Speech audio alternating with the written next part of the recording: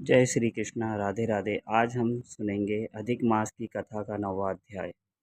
हरे कृष्णा राधे राधे। आप सबका मेरे यूट्यूब चैनल पे स्वागत है। अगर आप मेरे यूट्यूब चैनल पे नए आए हैं तो चैनल को सब्सक्राइब करके ही आगे बढ़ें और कमेंट में राधे राधे ज़रूर लिखें। आज के पुरुषोत्तम मास श्रृंखला में इस समय भगवान हरि को प्रिय अत्यंत मंगलमय और पवित्र पुरुषोत्तम मास चल रहा है। इस मास में हम श्रवण कर रहे हैं भगवान हरि का गुणगान करती हुई सुंदर पौराणिक कथाएं। हम अपनी इस श्रृंखला को आगे बढ़ाते हुए कथा सुनते हैं।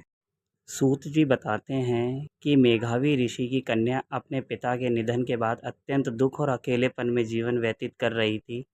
उसका हृदय शोक से भरा हुआ था। वह न केवल माता पिता से विहीन थी बल्कि अपने भविष्य को लेकर भी चिंतित थी। वह कन्या एक सूनी हिरनी की तरह भयभीत और असहाय होकर अपने घर में रहती थी। उसके नेत्र आंसुओं से भरे रहते थे, हृदय दुख की अग्नि में जलता था रहता और हर क्षण वह अपने जीवन का कोई मार्ग नहीं देख पाती थी।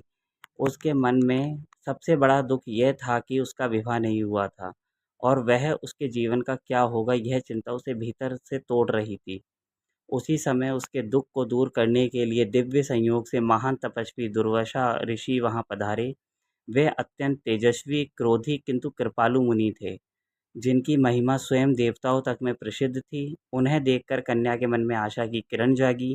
कन्या ने अत्यंत श्रद्धा और विनम्रता से दुर्वासा ऋषि का स्वागत किया, अर्घ्यपात और वन में उपलब्ध फल फूल से उनकी पूजा की।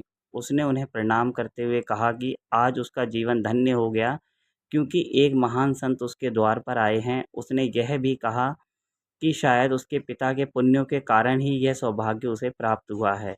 दुर्वासा ऋषि उसके सेवा भाव और विनम्र से अत्यंत प्रसन्न हुए। उन्होंने उसे आशीर्वाद देते हुए कहा कि वह एक श्रेष्ठ कुल की धर्मपरायण और पुण्यात्मा कन्या है। उसके पिता का तप सफल हुआ है, जो उसे ऐसी कन्या प्राप्त हुई। तब कन्या ने अपने हृदय का सारा दुख उनके सामने प्रकट किया। उसने कहा कि वह अनाथ है, उसका कोई सहारा नहीं है और विवाह न होने के कारण उसका जीवन अधूरा रह गया है। उसे यह भय सता रहा था कि यदि शीघ्र विवाह न हुआ तो उसका जीवन व्यर्थ हो जाएगा। उसकी करुण वाणी सुनकर दुर्वासा ऋषि का हृदय द्रवित हो गया। यद्यपि वे स्वभाव से क्रोधी थे परंतु भीतर से अत्यंत दयालु थे। उन्होंने कन्या के दुखों को समझा और उसके कल्याण के लिए उपाय सोचने लगे। अंततः उन्होंने उसे एक ऐसा दिव्य और सारपूर्ण उपाय बताने का निश्चय किया, जिससे उसके जीवन का दुख दूर हो सके और उसका भविष्य उज्जवल बन सके।